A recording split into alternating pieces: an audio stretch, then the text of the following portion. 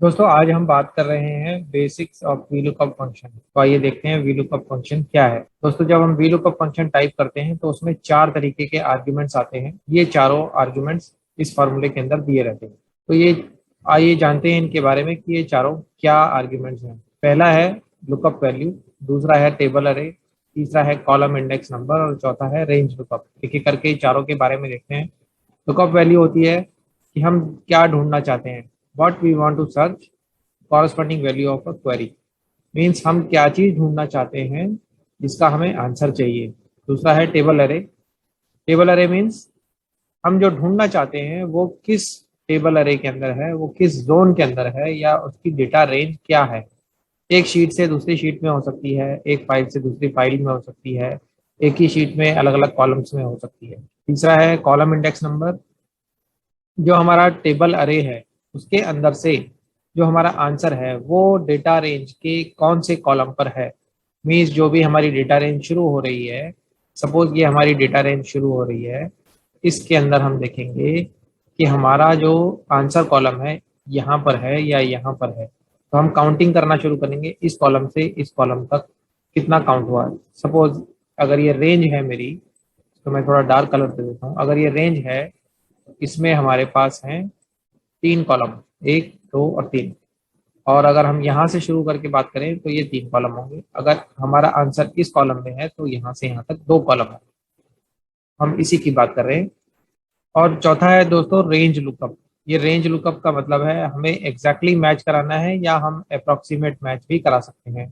तो इसके लिए हम जीरो या वन उसमें फॉर्मूला के अंदर रख सकते हैं या ट्रू और फॉल्स भी रख सकते हैं।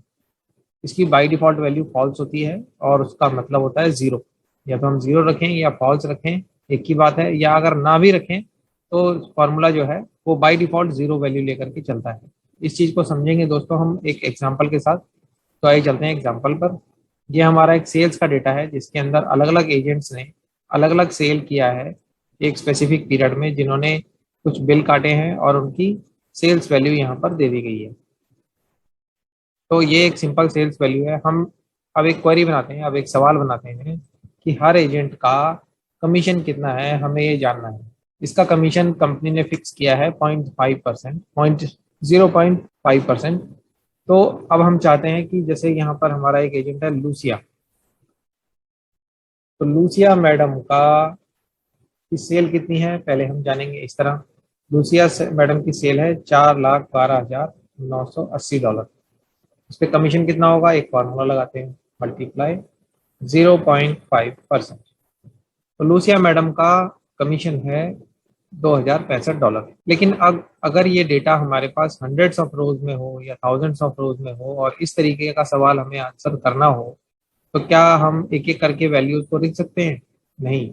यहाँ तो हमने फॉर्मूला लगा लिया, लेकिन इस सेल्स की वैल्यू को एक एक करके उठा करके लाना हमारे लिए काफी मुश्किल हो जाएगा। तो इसके लिए हम वीलुकअप लगाएंगे। देखिए कैसे काम करेगा। इस सेल्स की वैल्यू को यहाँ से डिलीट कर देते हैं और वी लुकअप का फॉर्मूला अप्लाई करते हैं। हमने यहाँ लिखा वी लुकअप। वी लुकअप के बाद वही चारों यहाँ पे आर्ग्यूमेंट्स आ गए आपके सामने। सबसे पहले हम ढूंढेंगे कि हमारा लुकअप वैल्यू क्या है, हमें ढूंढना क्या है। इसका मतलब है हमें लूसिया को ढूंढना है। अब लूसिया लूसिया कहाँ मिलेंगी हमें? लूसिया मिलेंगी इस रेंज में, ये जो डेटा टेबल है इसमें मिलेंगी। तो यहाँ से यहाँ तक का डेटा हम सेलेक्ट कर लेंगे।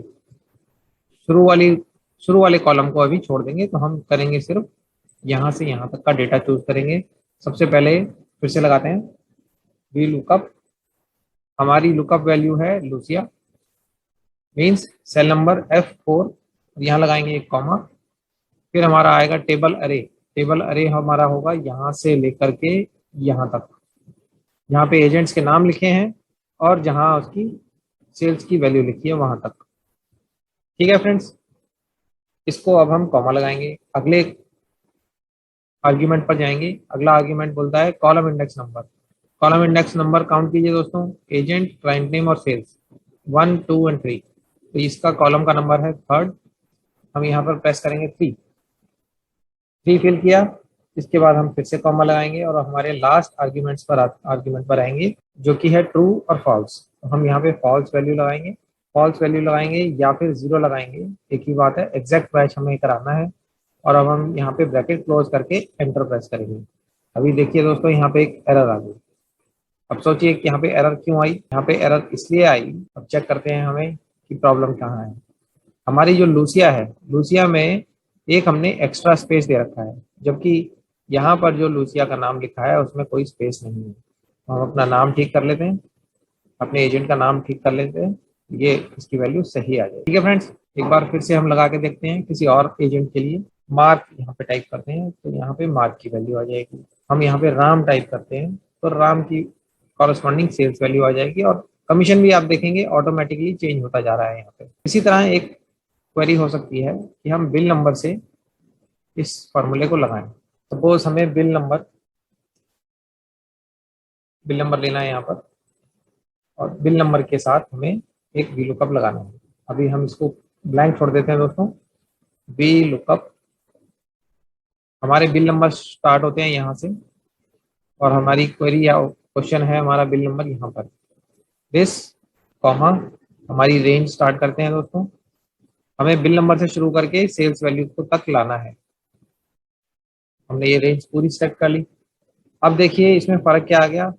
हमारे ऊपर वाले क्वेश्चन में जो रेंज थी हमारी एजेंट से लेकर सेल थी, लेकिन अब है बिल नंबर से लेकर के सेल तक। तो यहाँ पे कॉलम नंबर चेंज हो जाएगा, 1 2 3 और 4, कॉलम नंबर आएगा 4। अब यहाँ पे लास्ट में इसको 0 कर दीजिए या फॉल्स कर दीजिए, जैसा भी आप चाहें।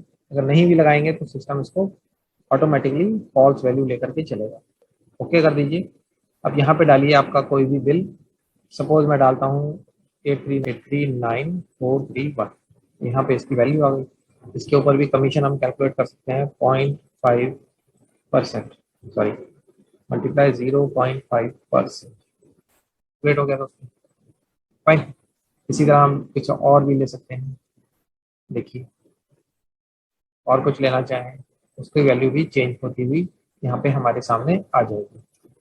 इस तरह वीलुकअप हमारा फंक्शन काम करता है। इसमें मैं थोड़ा सा आपको एडवांस लेवल पर लेकर चलता हूँ दोस्तों। एक एग्जांपल और देता हूँ। देखिए ये जो हमारी रेंज है, इसको हम इन वैल्यूज को हम फिक्स कर लेते हैं। आपको मालूम ही है कि डॉलर लगाने से ये सारी वैल्यूज फिक्स हो जाती हैं। तो एक एक करके सारी वैल्यूज में हम डॉलर का साइन लगा देंगे। F4 प्रेस करेंगे तो इसके दोनों तरफ डॉलर आ जाएगा। इस रेंज में भी हम डॉलर लगा देंगे, इस रेंज को भी हम फिक्स कर देंगे। ठीक है फ्रेंड्स, इसी तरह यहाँ पर भी हम रेंज फिक्स कर देंगे। इसी तरह यहाँ पर भी हम रेंज फिक्स कर देंगे, F4 F4। सपोज ये दोनों डेटा अलग अलग शीट में हो, और यहाँ पर हम चाहते हैं कि यहाँ से हम चीज़ों को चूज करते जाएं और उसकी वैल्यू हम यहाँ पर देखते जाएं।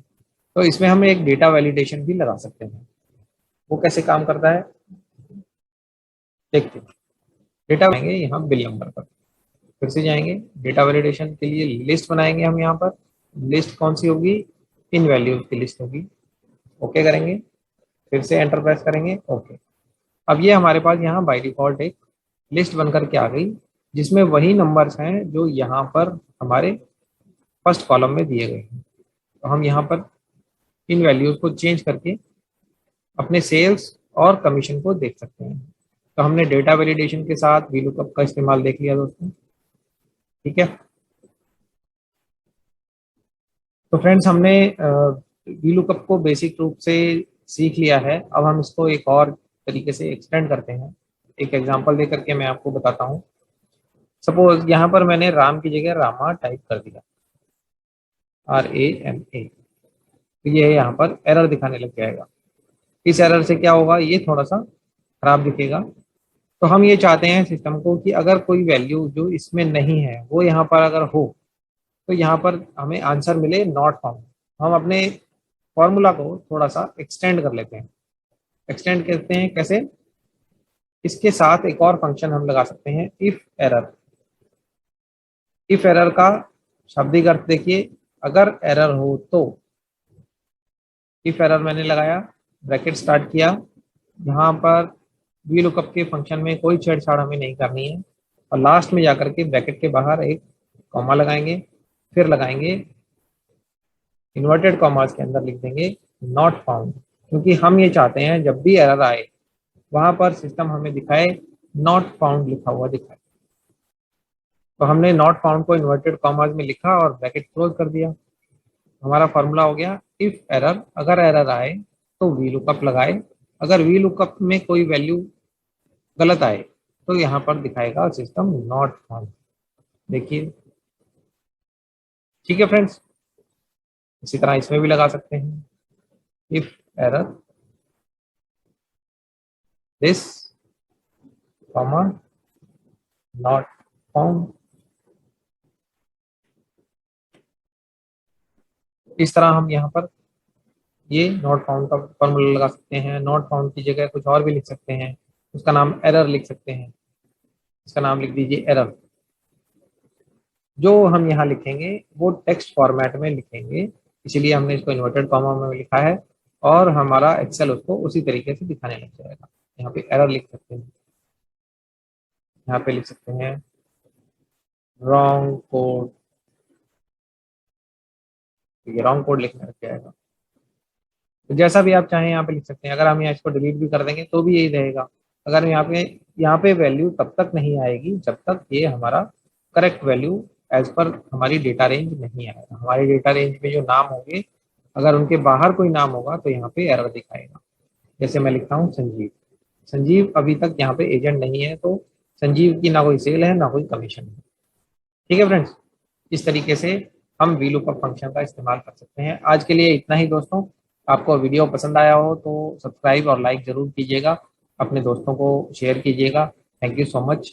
हम वीलुकअप फंक्शन की सीरीज में आगे और बात करेंगे कि इन आर्ग्यूमेंट्स को, ये जो हमने आर्ग्यूमेंट्स यहाँ पे इस्तेमाल करे, इनका और ऑटोमेशन किस तरह किया जा सकता है, अपनी रेंजेस को डायनेमिक कैसे कर सकते हैं, कॉलम नंबर को ऑटोमेटिक कैसे ला सकते हैं। थैंक यू दोस्तों, आज के लिए इतना ही। Thank you so much, bye bye.